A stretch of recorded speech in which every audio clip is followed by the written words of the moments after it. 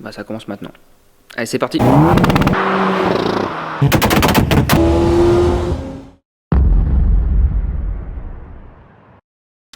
Bon, bah eh bien, c'est un F4R.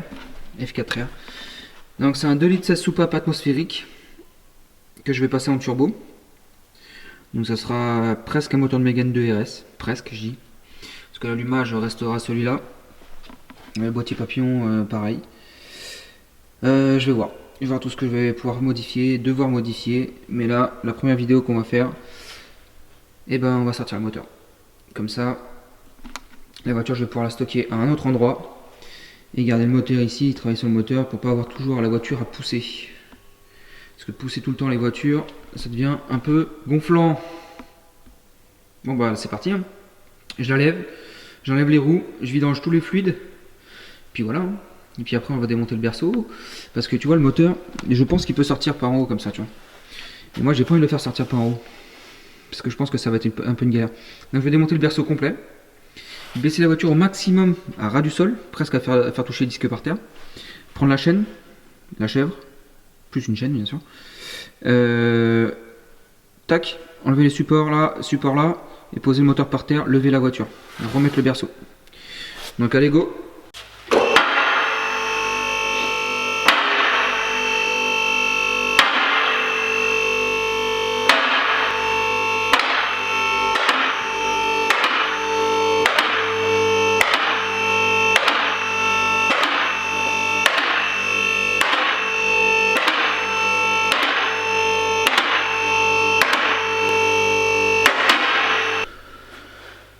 Vidange moteur, vidange boîte de vitesse. L'huile de boîte là, ça fait au moins 2 minutes que ça coule, 2-3 minutes. Et genre, à mon avis, je pense qu'il devait y avoir beaucoup trop d'huile dans cette boîte. C'est un truc de fou ça, et puis l'huile était toute propre. Bon. Fluide, vidangé, huile de boîte, huile moteur. Je vais maintenant enlever le plastique ici là pour pouvoir enlever le berceau complet. Une fois que le berceau complet est démonté, bah ça va aller mieux déjà. On va pouvoir enlever tout, les transmissions, tout quoi. Ensuite je remonterai le berceau et puis on pourra s'attaquer à la partie du dessus parce que tout le dessous sera démonté. Donc je pense que j'étais en train de me faire un joint de culasse sur la Clio, ou alors l'humidité dans le moteur, la condensation, j'en sais rien. Ou alors trop d'essence dans le moteur, parce que vu comment ça sent l'essence, l'huile, et vu comment ça sent l'essence à l'échappement, je pense qu'elle était beaucoup trop riche. Et je te laisse juste admirer la couleur de l'huile moteur. Quand j'ai reçu la voiture, l'huile était au minimum, j'en avais remis un tout petit peu, histoire d'être entre les deux. Et là j'étais largement au-dessus du max, tu vois. Enfin largement. J'étais, je sais pas, peut-être 5 mm au-dessus du max, tu vois. Et regarde la couleur de l'huile, voilà. Donc l'huile propre c'est l'huile de boîte, l'huile marron jaune là c'est l'huile moteur. Tu vois comment ça coule? C'est pas très propre. Hein. Donc bah voilà. Hein. J'attends que ça se finisse de s'égoutter correctement et puis après je vous reprends. Bon, pour démonter le berceau, je vais démonter ces deux écrous là. Tu peux démonter cette vis là mais bon c'est plus simple avec ça. Comme ça la rotule tu la mets sur le côté. Ce boulon là. Là, du support de la boîte, enfin la vis là, la vis ici, pareil, tac. Là et là, pareil. Là t'as le même boulon par là, tu vois, tac. Ensuite, là, les deux qui sont là, enfin dans ces deux là tu peux les laisser, tu démontes celui-là et celui-là, pareil de l'autre côté, celui-là. Et ensuite, la crémaillère. Donc tu as ce boulon là enlevé aussi là, bien évidemment.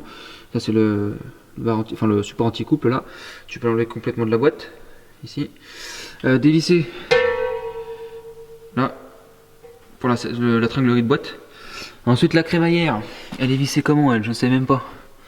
Je sais même pas comment c'est vissé. Je sais plus. Ah oui, tu as une vis là. Voilà, et tu dois avoir la même de l'autre côté, voilà, exactement comme ça, tac. Donc ça à démonter, la crémaillère restera sur place. Et puis voilà, une fois que tu as fait ça, bah, tu auras démonté le berceau. Donc moi je vous fais ça en accéléré là, et puis je vous reprends après.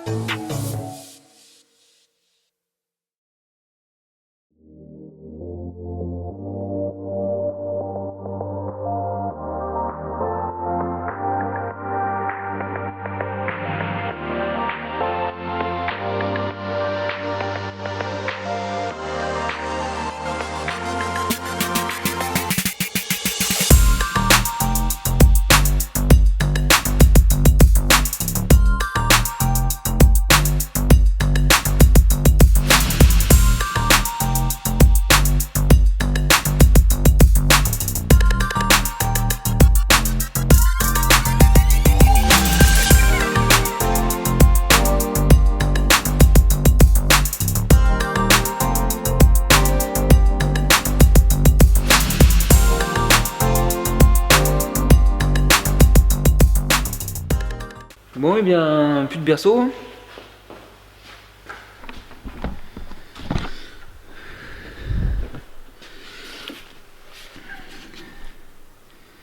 Donc voilà, plus de berceau. Tu vois, il n'y a plus rien qui tient. Donc ça va falloir que je le remette comme il faut. Il y a un truc à sauter là, je sais pas du tout où ça va. C'est ça. Je sais pas du tout où ça va. Je vais regarder si ça va pas. Je sais pas. Ça a sauté quand j'ai appuyé là-dessus. Je sais pas du tout.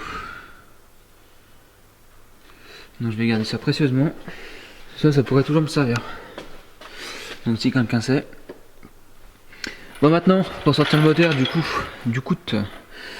falloir que j'enlève le collecteur, je pense. Je pense qu'il va falloir que je démonte le collecteur d'échappement. Donc les 2, 4, 6, 8, je sais pas combien de vis d'ailleurs. Ouais, je sais, la netteté ne coopère pas chez moi non plus. Donc tous ceux qui se sont plaints dans les commentaires, hein, il y a un Tipeee, hein, si vous voulez me faire un cadeau de Noël, c'est le moment. C'est toujours plus facile. Voilà, démonter les deux vis qui sont là. La sonde lambda, la débrancher d'ici.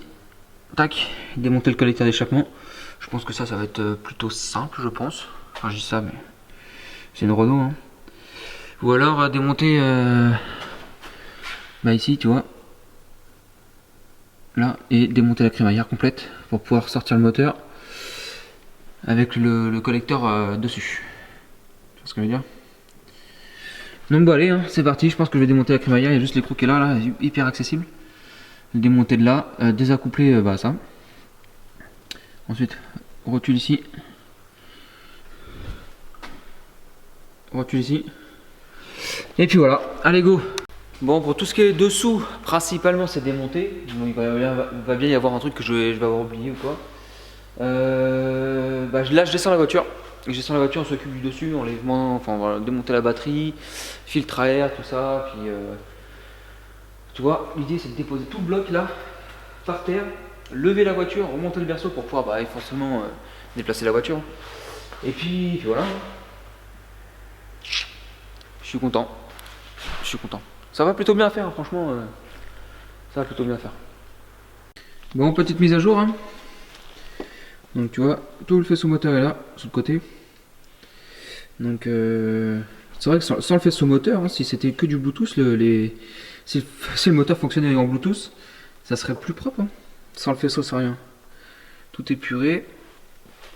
Donc là, il me reste seulement, j'ai oublié de le faire tout à l'heure, le démarreur d'ailleurs. Faisceau de démarreur.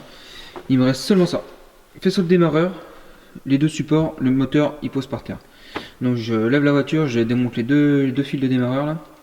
Le plus et puis le fil d'excitation je suppose. Et puis voilà. C'est parti. C'est parti, on enlève les supports moteurs. Là à droite et à gauche. Donc t'as deux vis là, t'as une vis là, t'as 4 vis là pour enlever ce support là, t'en as une autre là. Et bah c'est tout. Je vais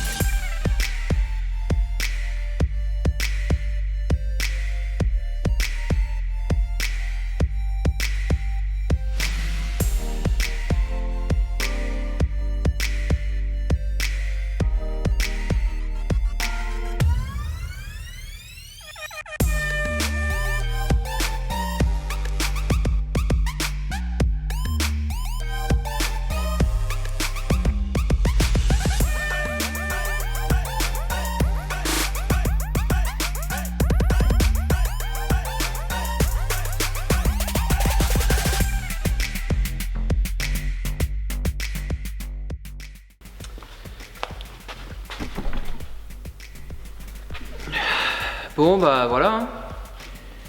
Il est par terre, il est là. Donc là je vais le rattacher pour bien le mettre dans un coin là-bas.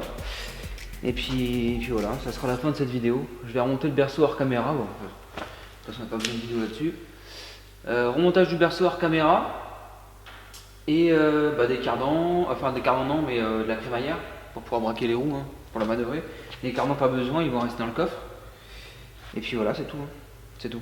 Moi je suis content. Premier épisode du projet Turbo Clio RS. Voilà les gars. Je mets ça dans un coin puis je vous reprends juste après.